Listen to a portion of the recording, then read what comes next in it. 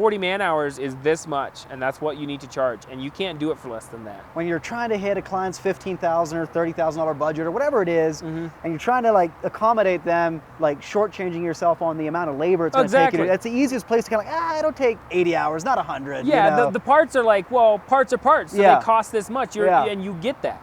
But then when it comes to labor, you're like, well, you end up shortchanging yourself, you shortchange the business, and there's no point in selling yourself short. And that's what I learned, is not to be as easy of a yes person. Yes, we can do your budget, you know, and be more, no, let's work with it. Like instead of like feeling like you were obligated to somehow meet their budget, without changing scope, like still delivering everything they asked for, now you're much more like, oh, well, sure, but that means the patio is going to be only 3/4 the size that you wanted or whatever it is. And you're negotiating on the scope instead of the price. Absolutely. Welcome back to the podcast, The Cost of Doing Business. I'm here with Isaac from Cheyenne, Wyoming. I am your host, Weston Zimmerman. We're actually in Denver, or Colorado Springs, Colorado. I'm out here. We're actually here at the location of Heiner Outdoor Living. We're all getting together tonight as a SynkedUP crew for some dinner tonight, some good food after a good day of hard work. And Isaac came down to hang out and grab dinner with us, and so we're grabbing a podcast together. Thank you. So welcome here, man. Thank you. Give us a little intro. Who's Isaac from Cheyenne, Wyoming? Well, I am Isaac Martin with Caremore Lawn and Landscape, and I own a maintenance and install crew, or install company. So we do maintenance and landscaping. It started out just maintenance. It used to be Caremore Lawn Maintenance. I guess I'll back up just a little bit on that. I started working for a company in Ohio. I lived in Ohio for 2 years, and I really loved the green industry and really had a desire to own my own business. And it didn't happen there in Ohio, and I ended up moving to Wyoming. And I was here about 4 years and started kind of my own side thing. Just while you were working a day job? While I was working a day job, I just started mowing grass here and there, and that was called Premier Lawn Care. Okay. I really wanted to use that name. And then in the fall of 2017, I got presented with the offer to take over a guy's business, and he had Caremore Lawn Maintenance, and he had 2 businesses already, maintenance, and he did garage doors, and his kids were getting older, some were moving away, and it was kind of a way to keep his kids busy and provide some income, and he just didn't need it anymore. Sure. And none of his kids were interested anymore, and he's like, hey, so he really offered me a really good option to take it over. So in the spring of 2018, I started working for him, and I did it. And then in July of 2018, I put a down payment on the business, and have been working ever since. The first 2 years. First year was just me and my wife because we were newly married. And then the second year I started hiring somebody and dealt with all the challenges of that. And we're just doing maintenance because our name was just Caremore Lawn Maintenance, and that's really all I wanted to do because I felt like I had to get into business, figure out what I was doing, and where I wanted to go a little bit. I knew that I wanted to mow grass, but I wasn't sure at that time if I was going to do more than that. Yeah. So then I opportunity after opportunity kept coming up for landscaping, and I knew that I wanted it to be bigger than just me, and I was going to have to create something and do something more than that. Just because of the fact that if you mow just grass and you're solo, it's very hard to take vacation. Yeah, no or kidding. Gone. Like if it's the busy season, you're staying there. The break a leg factor. If you break a leg, it's over. Right. And I just started seeing that and how that would play out, and I was like, that's not what I want to do. Yeah. I want to do more than it just depend on me. And and I really had a desire to be able to step out of my business when I need to, or not have to do all the work, do all the business and all the work, so that I can go do some other things. I really have a desire to serve others and teach others what I learned, and I want to be more than just mowing and landscaping, for sure, as far as just as a person, really. So where you're at now, you're 4 years in since you've... Yes, yeah, that's so correct. Where you're at now, this is what we're good at. This is my favorite job. I love these. This is our bread and butter. Definitely installs. Okay, so what kind of installs? New construction installs that we are working for the home owner, not the home builder. There's plenty of work working for a builder, and you can really, there's very low profit margins in that. and a lot of them are wanting the bottom dollar person, and I'm not that person. Yeah. I don't want to be that person. Yeah. So I like working with the homeowner. They buy the house, they don't have any landscaping done, and they want, sometimes it's simple sod and landscape beds with rocks, some plants, a couple trees, and sprinkler and sod, and we're out of there. And other times it's like, hey, we want a patio, and then we want to do, we want to start with the patio, then we want to do some sod, some sprinkler, and some landscape beds. I really like to do a full install. That's really what I like to do. We do some like repair, as far as like this landscaping is crap and we need to get something better going. And then we'll do tear out and we'll get something cleaned up. But usually access is tighter, and it costs more than just new landscaping, really, because it's tearing stuff out and then getting in, and sometimes backyards are tight and that kind of stuff. So really I like sprinklers, installing trees, sod, landscape beds, pavers and patios. We really have started doing more over the last year. We've started more outdoor living type stuff. Okay. Definitely want to push that. Yeah. Definitely more than just. So that's kind of your dream that you're pushing towards, just the full-on outdoor living spaces. Yes. And you were telling me like the demand in Cheyenne has just been blowing up with that. Yes. Yeah. So as far as like the culture and where we're at there, it used to be mowing and you got a lawn and people didn't want to mow more. And now we finally have the population. We have the people. There's more patios going in. There's more outdoor living spaces. People want pergolas. They want fire pits. They want, I haven't seen a lot of water features, but there's actually a company in our area that does just water features, and they do fantastic work. And so there's definitely some of them. Wow. So there's a company out there doing just water features. Yep. Wow.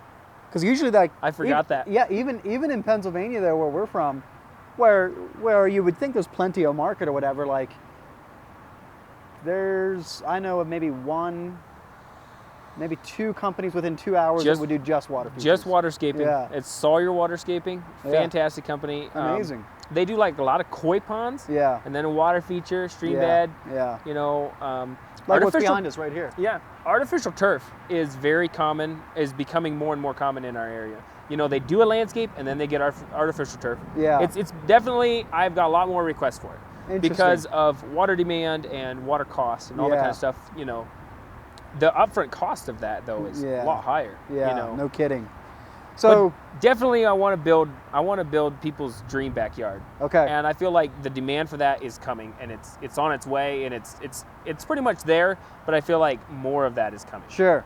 So give me an idea of like what your team looks like. How many people do you employ? Mm-hmm. What's your structure look like? Yes. Do you have a sales goal set for this year? Like what kind of revenue you're targeting to hit? Yes, absolutely. Yeah.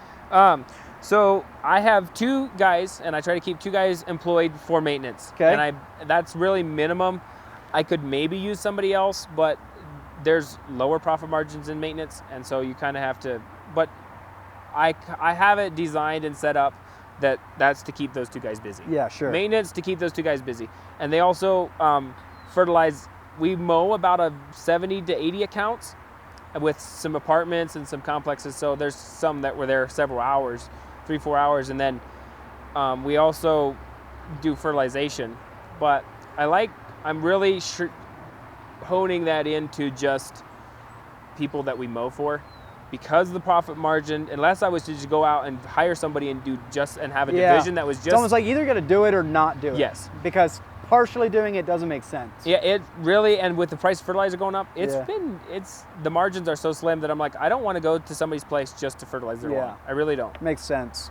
So that's where I'm at. And then on the install side, I do quite a bit of the install. And then I had a foreman to help me, and so there's usually 2-3 of us doing install, and we can do a lot with a 2-3 guy team. I really feel like that's really efficient for what we're at right now. And the employment thing on that kind of goes up and down because, last year I had 2-3 guys, and then this year I had 1 guy for all spring, and me and him did more than 3 guys. That's amazing. And it's just really knowledge. And then I unfortunately lost him. Like I was telling you, I lost that foreman. And now I have just 2 young kids working for me, and they're great. And we've been getting stuff done and been very happy with it. So ideally, I would like 2 guys on the install crew plus me, and I'd be in and out some. And then 2 guys for maintenance, with eventually adding some office personnel because I really like getting out there and working and getting that install done. I can really see that. dread I really dread that office work. I go a little crazy with the sun shining and it's better for me to be in the office. I go, really? You know, or I have to be in the office? And I'm like, no. So that's in the works of trying to figure out who that person is and training that person. Obviously the estimating would still be done by me. But really just all the invoicing and and my wife helps me with some of that, and I think she wants to help me with more of that. So that definitely might happen. It's definitely, hopefully will happen over the winter. Sure. I need to just show her more about how all that works. And then I wouldn't have to carry all that burden. Yeah. Then it would get a lot simpler, for sure. Talk to me about your office work. Like when I hear you say that, it's like that is the standard, stereotypical landscape business owner operator. Like, don't put me in the office. That's why I got into landscaping, so I don't have to do that, right? Yeah, so for sure. You've been using SynkedUP for about 6 months. 3/4 of a year, half a year now, half a year. right? What did it look like? What did your office look like? Office work look like before you were using SynkedUP? Well, we had Jobber, and it worked really well for our maintenance. Like, I couldn't ask for better for maintenance. But my landscape jobs, I would kind of get a number in my head, and then I would, pencil out some stuff on paper and be like, well, this is going to cost me this. But I didn't know, like, all this, like, I didn't know my overhead. I didn't price for profit. I didn't figure that. I didn't know this stuff. I just said, this is going to cost me. Well, it's going to take me this many days. I want to charge this much. And then somehow you just didn't make that much. Well, obviously, because you didn't know. Happens. And I was just like, if I'm going to do landscaping, I'm going to figure out how to do it right. And that's the goal. And I feel like I'm still maybe paying for that, not doing it right. Sure. And I'm still figuring that out. But SynkedUP has made it absolutely easy for my estimates. I'm super confident in my numbers. And it's really more, the more I know about my business, the more information I get from SynkedUP, the more I know about my business, the better I can be at being really good at that. And that's the easy and fun part. I'll be honest. Thank you guys. Well, that's awesome to hear you say that. I love that. I mean, really, I just pull all my stuff in there, I put it together, I write a proposal, and it's gone. Like, that's not the hard part. The hard part is there is 10 people that need to get back to, and they, some people are just, hey, we can't offer you that service right now. And then I do have a bookkeeper, but there's still invoicing to do. And with maintenance, there is always an invoice to send out. And then we do sprinkler repair. And it's really easy to let a sprinkler repair that you should be billing $200, $250 for, maybe it's an hour of work and some parts and whatever, you need to get billed for it. It's easy to let that fall through the cracks. It's like, oh, 2 months later, like, hey, I didn't bill that person. And then you feel kind of bad billing that person because, hey, you're late. And so it's definitely a learning experience. And so I'm working towards being better at, if I do that kind of stuff, I at least, at minimal, write it down on paper, like everything, and I can just hand that in to somebody in the office, ideally, and they just do invoicing every day, honestly. Like, even if not every invoice gets sent out, they like create the invoice and put on what I say to put on. Like in my notes, I did this much hours, this much this, and they can just create an invoice, and then I can come home and just, pretty much proofread those things, and I can send them off. That would save me so much time. 100%. And like, since you've been running your landscape business through SynkedUP, like, I'm curious, did you have any surprises? Like, after you look down over like the actual hours and all of that, or the actual expenses, any surprises like, oh wow, that took longer than I thought, and it made an impact in like how you estimated the next More job? just, I don't know if there's like any one thing that was just like, oh wow, other than just man-hour labor. I was always trying to get, my price, my dollar, $75 an hour or whatever. I was trying to get that, per guy or whatever, but I didn't have data to go, yeah, this is how long it's going to take. And pricing that as far as 40 man hours is this much, and that's what you need to charge, and you can't do it for less than that. Or this job is going to take you 40 man hours. You can't budge on that. I think that's one of the easiest places for contractors to kind of get, when you're trying to hit a client's $15,000 or $30,000 budget or whatever it is, and you're trying to like accommodate them, like shortchanging yourself on the amount of labor it's going to take you. That's the easiest place to kind of like, it'll take 80 hours, not 100. The parts are like, well, parts are parts, so they cost this much, and you get that. But then when it comes to labor, you're like, well, it's going to take 2 guys 2 days, or 3 guys 2 days. That's 60 man hours. And I'd be like, well, maybe 50 or 55, I can make some money. Yeah, but yeah. you end up shortchanging yourself. You shortchange the business. And I learn this all the time more. There's no point in selling yourself short. Yeah. And that's what I learned, is not to be as easy of a yes person. And yes, we can do that. Yes, we can do your budget, and be more, no, let's work with it. Yeah. You were telling me a little bit like on the way here, like instead of like feeling like you were obligated to somehow meet their budget, without changing scope, like still delivering everything they asked for, now you're much more like, oh, well, sure, but that means the patio is going to be only 3/4 the size that you wanted or whatever it is. And you're negotiating on the scope instead of the price. Absolutely, absolutely. And just being super confident when I send that proposal out. Occasionally I'll be like, ooh, maybe I missed a little something, but I can catch it next time. It's not so drastic as in, oh, that's $1,000 that just cost me. Yeah. And that I should have charged more and I did not, and that's on me. And now I feel like those hidden costs don't jump out at me, really. And then really, honestly, just the challenge of the economy changing and pricing going up and making sure that you are staying ahead of that. Yeah, both in your direct cost for the materials you're buying, or even in your indirect costs, fuel, for example. Yes. Like fuel's doubled. Like you should go in your budget and update that and make sure that your overhead recovery markups are all like live. Yes, and exactly. And then like housing price go out, I'm right now I could buy a house, but nothing that we could have the business at. We tried to buy a house last year. Well, and I was ready. I was all good to go, and we put the offer in, and they got a $30,000 more cash offer, and that is just the most common thing where we live. Crazy. That's just nuts. It's what we're dealing with. Well, I think that's starting to cool off some. Hopefully you get your house soon. Yeah, but it's really a challenge because now the interest rates are up. Yeah. So then it makes that makes it hard. 100%. But the houses that were $350,000 last year are $450 to $450. That's crazy. So is that impacting your ability to sell work, or do you still see like, no, the people that have money are still buying? Yes, absolutely. The people that have money, they're still buying. Yeah. There's still the demand for work. The demand for work has not dropped from what I can, like, I have not seen that. Well, that's good. That's good to hear. Really, it's just, I really haven't seen any slow in anything. So let's dig into a bit of your journey. Like growing a business from scratch, from nothing, is not for the faint of heart. Like there's all kinds of challenges. Every day there's a new problem to solve. Tell me about one of the biggest challenges that you've overcome in your experience in your business.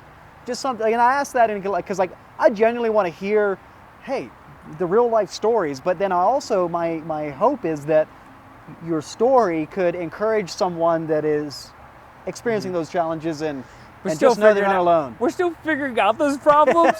And so even, like I said, being on a podcast, I feel intimidated because I'm like, man, I don't know. Like, I'm not like perfect at this. Well, don't come look at my business. There's always someone better than you. Don't come look at my business yet. Just give me 10 years. People are like, oh, you're so successful, blah, blah, blah. And I'm like, I tell them to cool it. Because I'm just like, no. I said, I don't want that.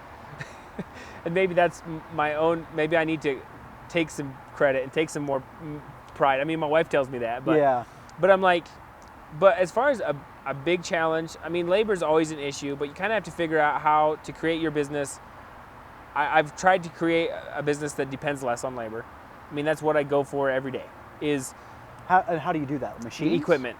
Equipment. Okay. Try to do things, get systems in place that can replace people. Yeah. Obviously still need people. Yeah. But as far as try to make the people that you do have, try to take really good care of them, try to provide them with equipment that can help them get that can get the job done, reduces labor, reduces strain on their stuff. It's interesting because like when I started Tyson Landscaping, like we had one mini excavator, but we had 3 crews or 2 crews, whatever it was. Yep. And so you didn't, like today, Tyson Landscaping has an excavator and at least like an MT or a dingo or a skid loader on every single job every time. And back in the day, we'd go in and put a whole water feature in like this with nothing but wheelbarrows and shovels. Oh yeah. That's a lot of work. And it was fun. You kind of felt proud that you were able to do that. But I'm telling you, after 5 years, 8 years, 10 years, you're like, I can't do this for forever. Oh, so no.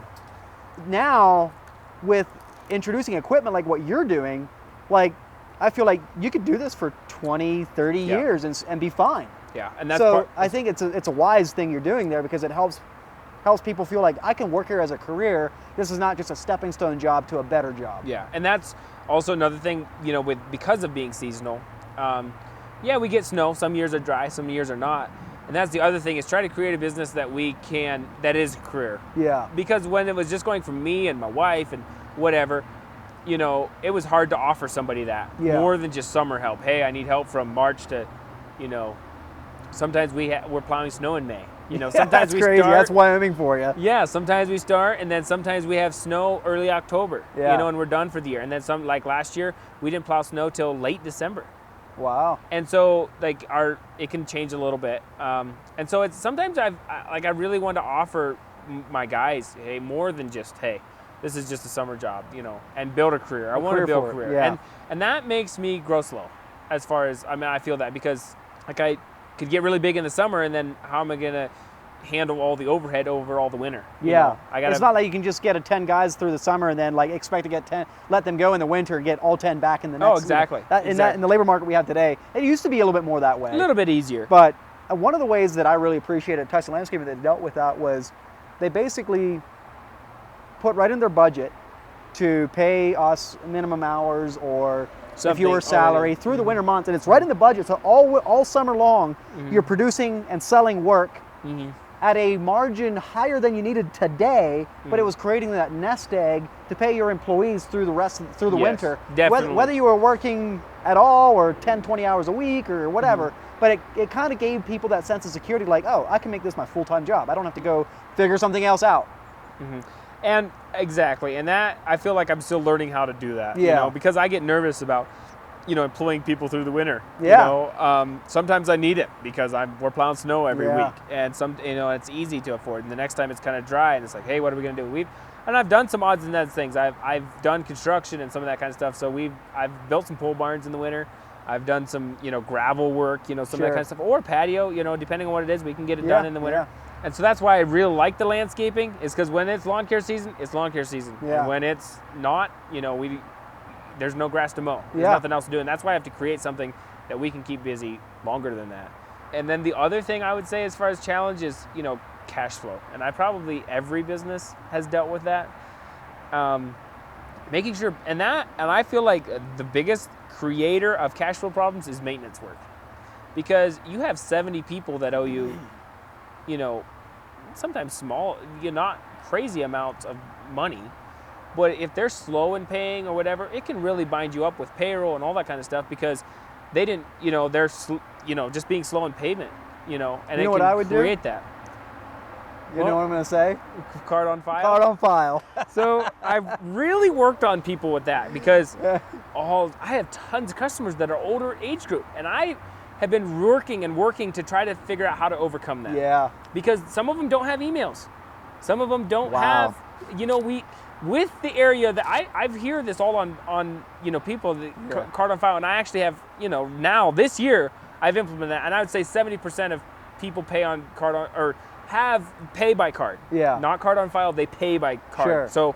So within the first week, I get paid. Yeah. You know, but then there's still, you know, some of those apartment people, some of those, you know, which is just normal. Yeah. You know.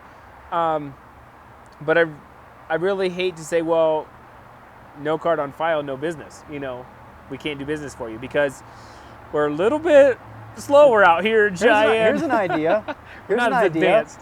If it's card on file, it's $75 a week. If it's cash, it's $100 a week. Oh, there you go. Then you get paid for your pain. Yeah. Paid for waiting. Yeah.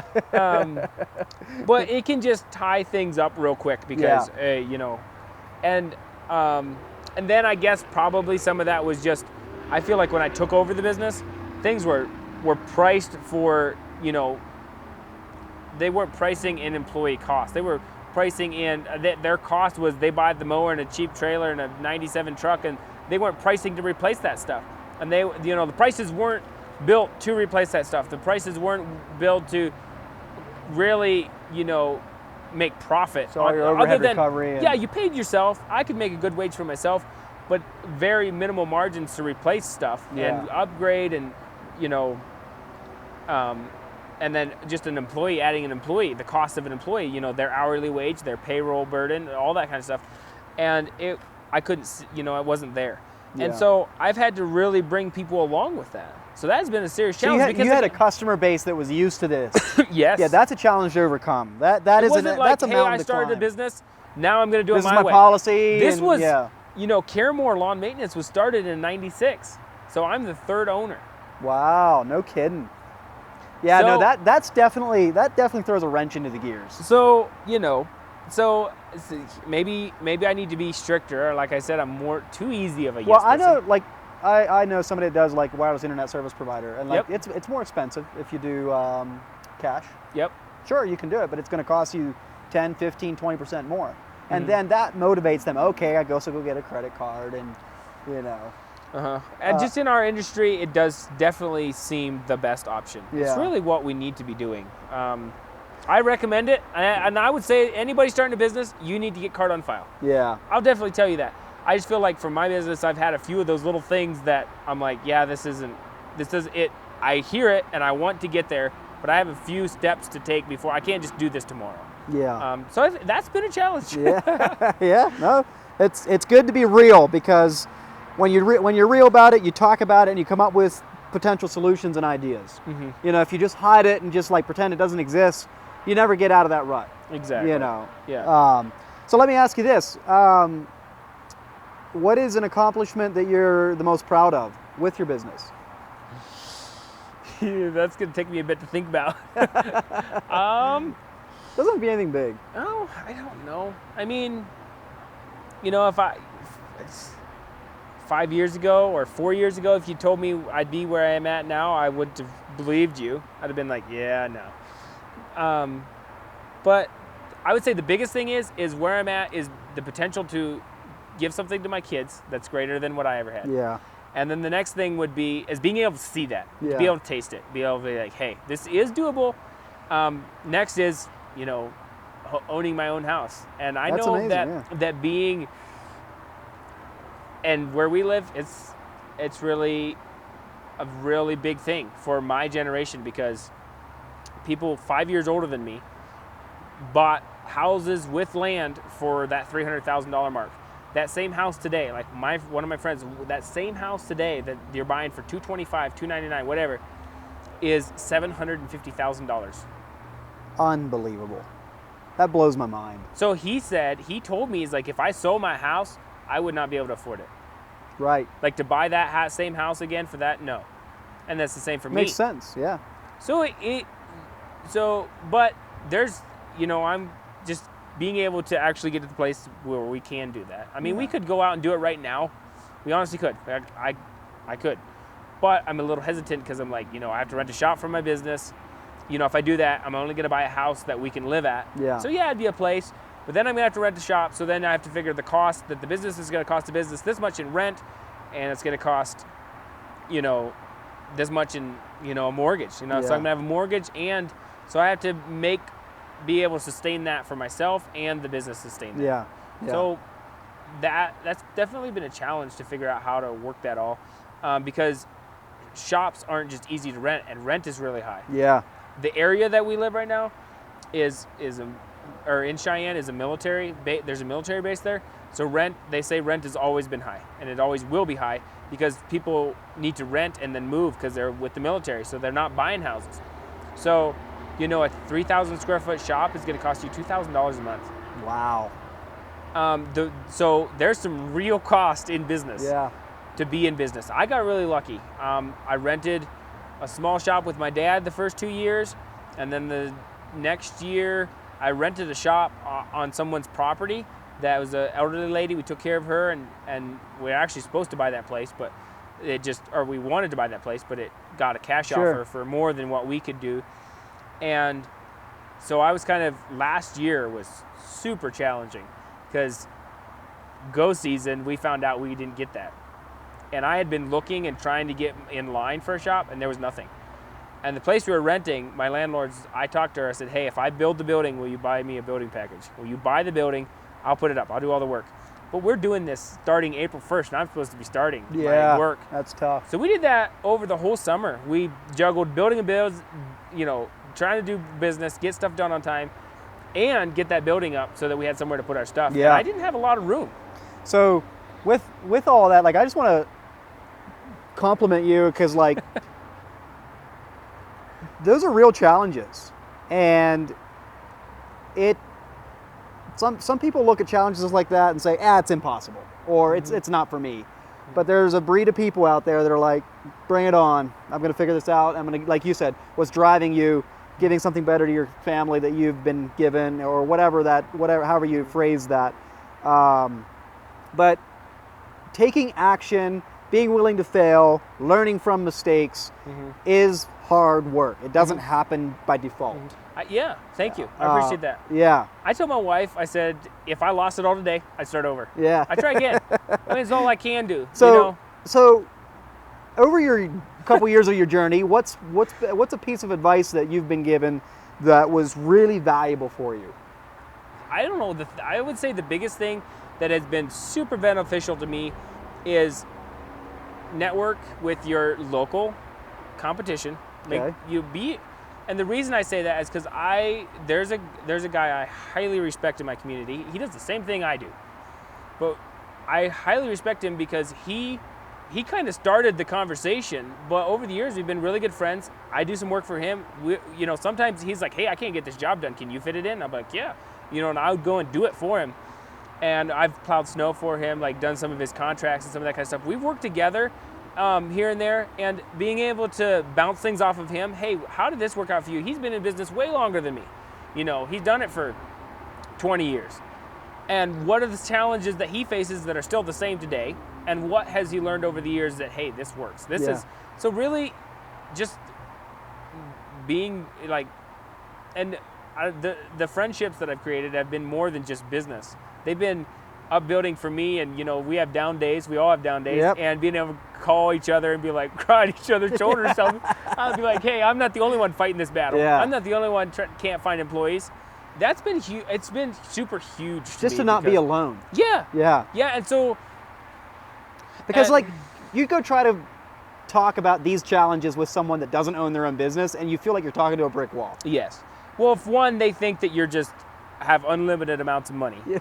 And I would say, look, I said, my business, I tell people, I said, look, my business hasn't created me, in the 4 years, it's created me a very, good living. Yeah. But I said, it hasn't made me rich, but it has given me freedom. I'll work a Saturday so that one day I can come do what we're doing. Like today, Yeah.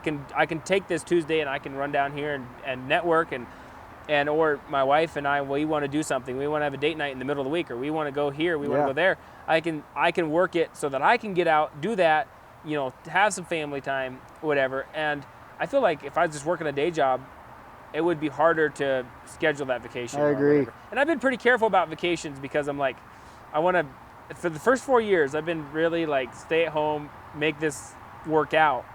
And now I'm like, okay, now we can. Yeah. And like, I think it's important as business owners to recognize what you're doing there and take time for yourself. Yes. Because like, and I'm realizing that more, and how it's beneficial it is. It pays for itself. It really does. You Yeah. think, I'm spending this much on vacation or whatever.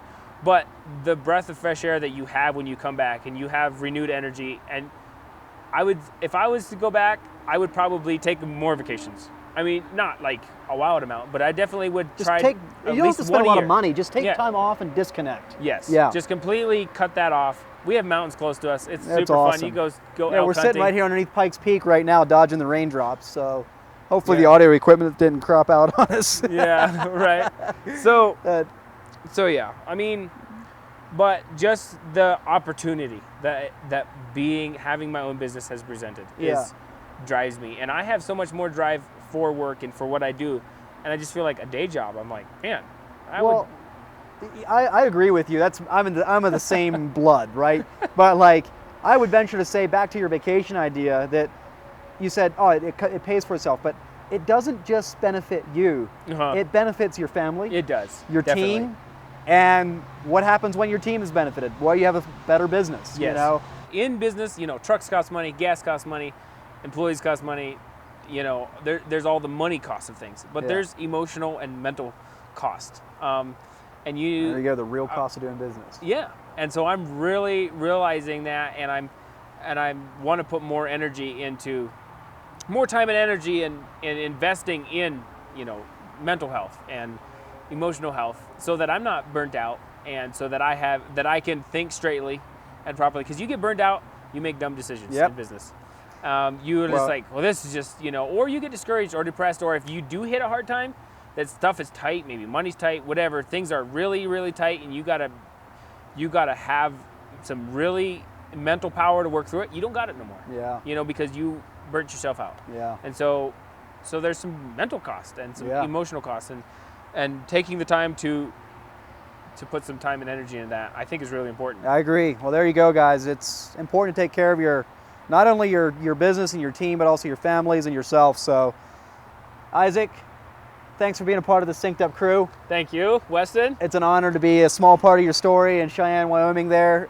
This is one of the best things that I get to do, is get out and hear these stories.